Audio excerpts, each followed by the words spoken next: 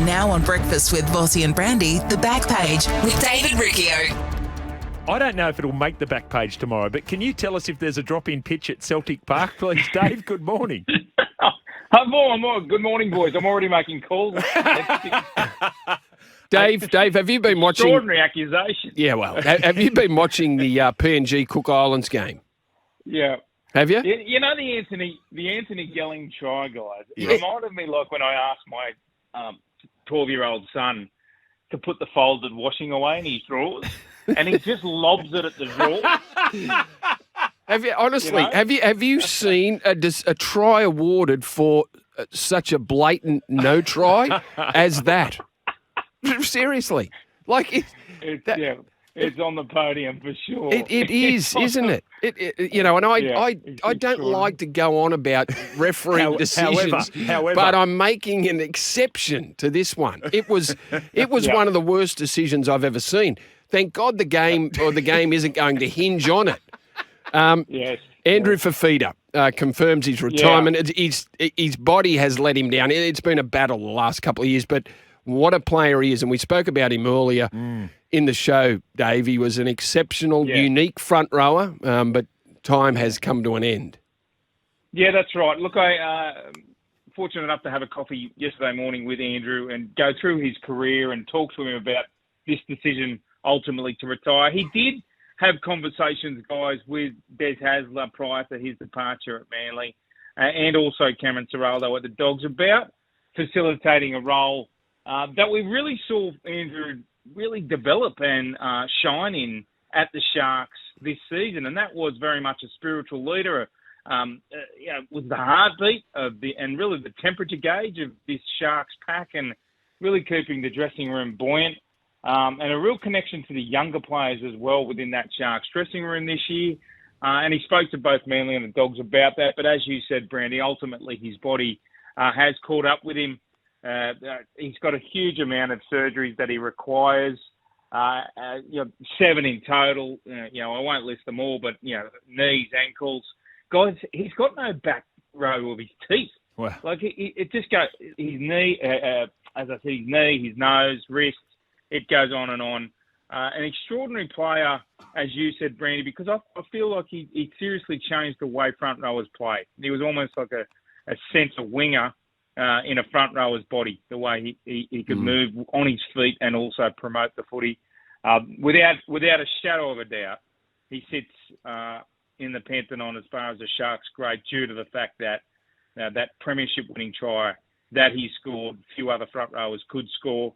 And he will always go down as a Sharks legend on the back of the 2016 try that he scored. 5 Melbourne Storm defenders hanging off him, trying to stop that try. Yeah. Just incredible. What next for Andrew Fifita, Dave? Do we know? Yeah, he was quite passionate about this, Jimmy. He has a degree in counselling, and he has spent some time out at Griffith and Leeton meeting with school principals of all the high schools out there. He has a genuine passion and connection with teenage high school students that he wants to talk to them about overcoming adversity, dealing with pressure, handling the spotlight. He thinks there's a genuine there's something missing in around talking to sports high school students too. We know that sports high schools are hugely prevalent now across New South Wales, and these are the rising stars of Australian sport coming through these high schools, and they need to be taught and shown the way on how to handle adversity once they do hit the big stage. We know that Andrew was a hugely polarising and often controversial figure, but at the same time, with that has come some worldly experience, and he believes he has a lot to pass on.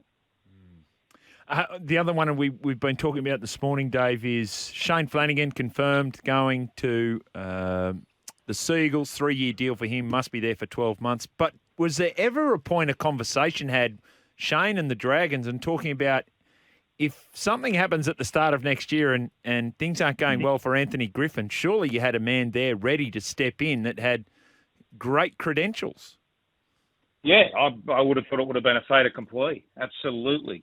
We know the immense pressure that Anthony will be on going into next season. He's already under huge pressure. And as you said, Jimmy, Shane would be viewed as an automatic step in and hold the hot seat until the Dragons work out what they want to do next. But whether a conversation has been had, I don't know. You would like to think there has. I think there had to be, didn't there? On Flano's part, he must have posed the question to the Dragons and said, is there anything on offer if something happens? Yeah. Anyway, I think the opportunity that Flanagan gets that one step closer to coaching, because ultimately that is not the role he is at the Dragons. We now see the Dragons having a look at the possible interview of Nathan Brown to take over that roster management role at Saints. So, it was a different role for Flanagan, and this role at Manly is certainly related to coaching, unlike the roster management job he had at Saints.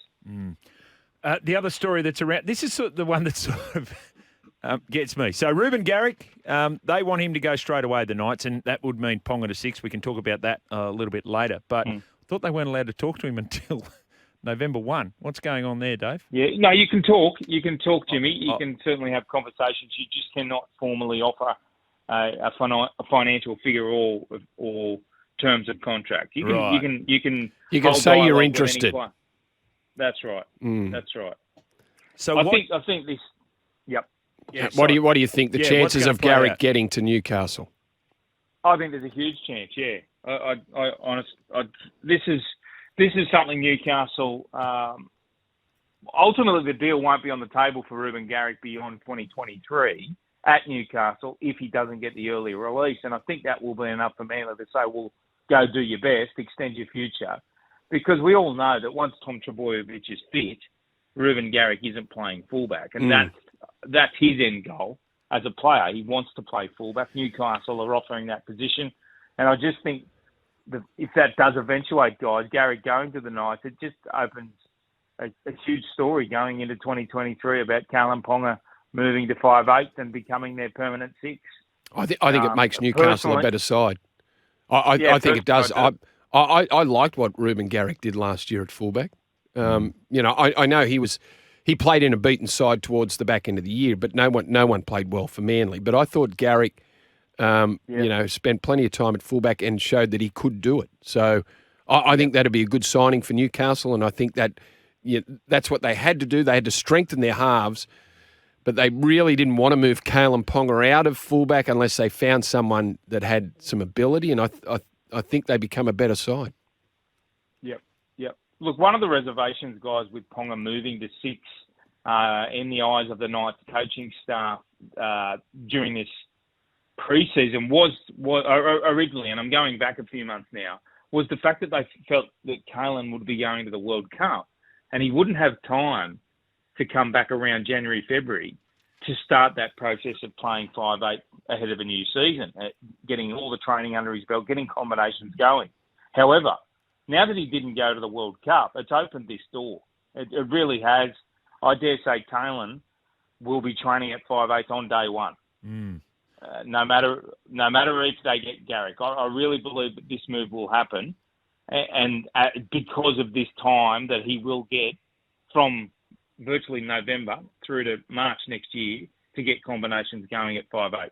The more that Tolatau Kola plays at fullback for Tonga too, the more confident Anthony Seibold will be that he's got to back up to Tom Trbojevic if something happens there as well. And quickly, mate, I think we're going into a 3-day lockdown, aren't we? Rugby League Players Association and the NRL administration to try and get this CBA done?